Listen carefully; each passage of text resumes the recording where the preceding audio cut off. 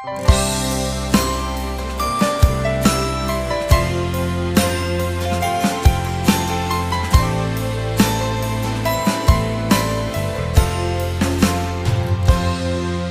sim kal suana mun tinga leitung siana to ki dim zong hongom pi den ka to pa hey na pe wa lung nop om lo dip quat kha siat na sung panin nong dom sang mo ka to pa o mon loa in lung dam loa in ka to pa sin lung mol ke nong ngi zen zen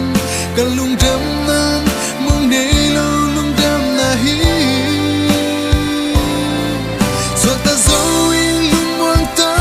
in sian to pum khat ka hi kin zo ka to pa na dei bang ke hong zang e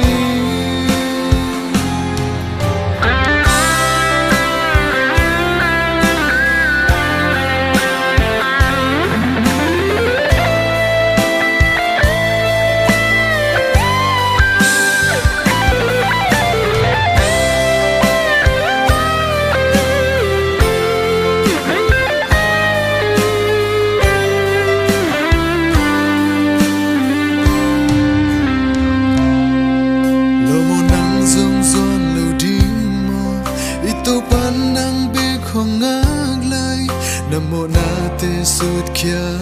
in đẹp cha hun hong tung ding nai ta na sunga to pa kin mo hel kuk tung ding i to pa nang hong phal ke lung dam hai ka to pa sin lung mol ke nong ngit zen zen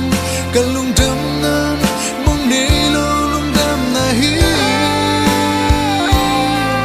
so